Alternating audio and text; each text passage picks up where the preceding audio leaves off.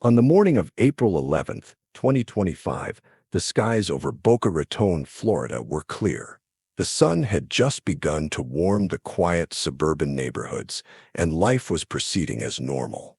But what began as just another peaceful Friday morning turned into a scene of horror and tragedy that would shake the local community and spark national concern. Around 10:20 a.m., a Cessna 310 aircraft took off from Boca Raton Airport en route to Tallahassee International Airport. The twin-engine aircraft carried 3 passengers, all of whom, according to early reports, were professionals heading to a business meeting in Florida's capital. What none of them knew was that they would never make it. Within minutes of takeoff, something went terribly wrong. Witnesses later reported hearing an unusual sputtering sound coming from the plane as it circled the area near the airport. A few even captured videos of the aircraft flying abnormally low, struggling to gain altitude. The pilot, whose name has not yet been publicly released, pending full FAA reporting, radioed air traffic control to report mechanical problems.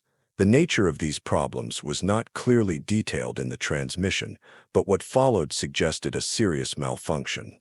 The Cessna 310 attempted to return toward the airport, circling slowly while losing altitude. At that moment, many people in the area went about their daily routines, unaware of the unfolding crisis in the skies above them. Some were commuting to work, others grabbing a morning coffee, and a few were out walking their dogs along North Military Trail, not far from the airport. Suddenly, the whine of descending engines caught people's attention. Heads turned toward the sound. A few moments later, the unthinkable happened. The plane came down hard on North Military Trail, near Butts Road, crashing directly into a moving vehicle and erupting into a massive fireball. Witnesses described the horrifying scene: a fiery explosion, smoke rising dozens of feet into the air, and debris scattered across the street. The driver of the car that was struck by the aircraft was injured but miraculously survived, managing to crash into a nearby tree while trying to escape the wreckage. He was later transported to a hospital with non-life-threatening injuries, a survivor in a situation where survival seemed almost impossible. The crash triggered an immediate emergency response. Fire crews, paramedics, and police officers were dispatched within minutes, but by the time they arrived, the plane had already been engulfed in flames.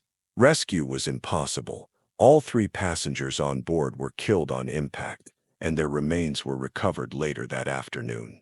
The scene was heartbreaking: mangled metal, charred asphalt, and stunned onlookers, many of whom broke down in tears. The crash site was quickly cordoned off, and investigators from the Federal Aviation Administration, FAA, and the National Transportation Safety Board, NTSB, began their work. According to early statements, the aircraft had undergone routine maintenance not long before the flight.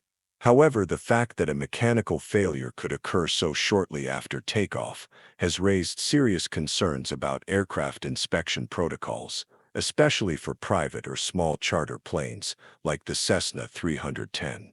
The NTSB's preliminary findings suggest the problem may have originated in one of the plane's engines. Cessna 310 aircraft have had past issues with engine synchronization and fuel flow regulation, though the specific cause of this crash has yet to be officially confirmed. Investigators will examine engine components, fuel systems, electrical wiring, and the flight control systems. They'll also review maintenance records and interview mechanics and airport personnel who had recent contact with the aircraft. A critical part of the investigation will also focus on the pilot's final communications. Any cockpit audio recordings and flight tracking data will be carefully analyzed to understand the timeline and decision-making process leading up to the crash.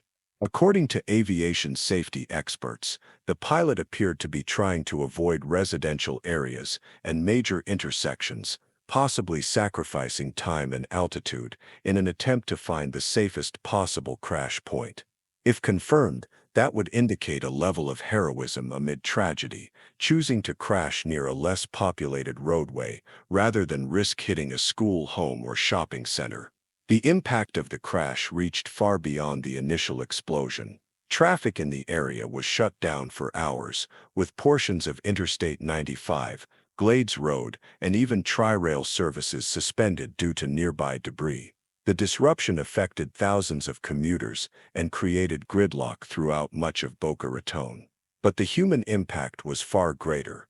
News of the crash spread quickly through the community, and soon social media was filled with tributes, photos, and sorrowful messages. Residents gathered at the site later that evening, some leaving flowers, candles, and handwritten notes for the victims. Local officials, including Boca Raton Mayor Scott Singer, expressed condolences and promised a full inquiry.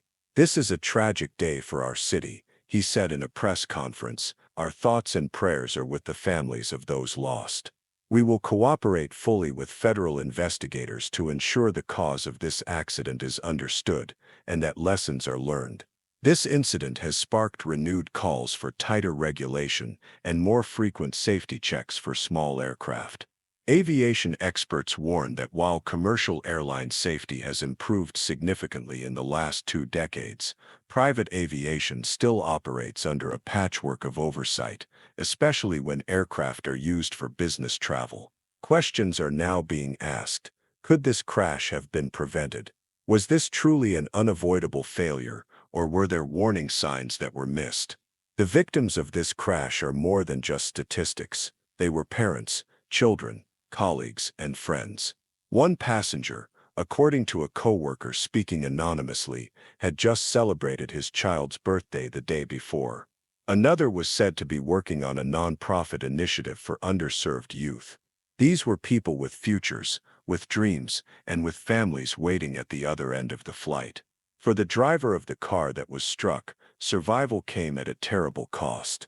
Physically, he is expected to recover, but emotionally, the scars may last a lifetime. In an interview his sister shared, he keeps asking why he lived when the others didn't. He saw the fire, he heard the screams. He won't forget that.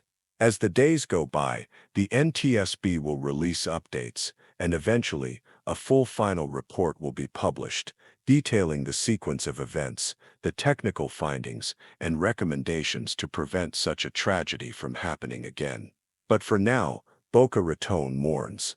Quiet town suddenly faced with devastation, loss, and unanswered questions. This story is more than a tragic news report, it is a call to action. A reminder that in aviation, as in life, details matter. That maintenance, oversight, and vigilance are not just checklists, but matters of life and death. And most of all, it reminds us to never take a single takeoff or a safe landing for granted.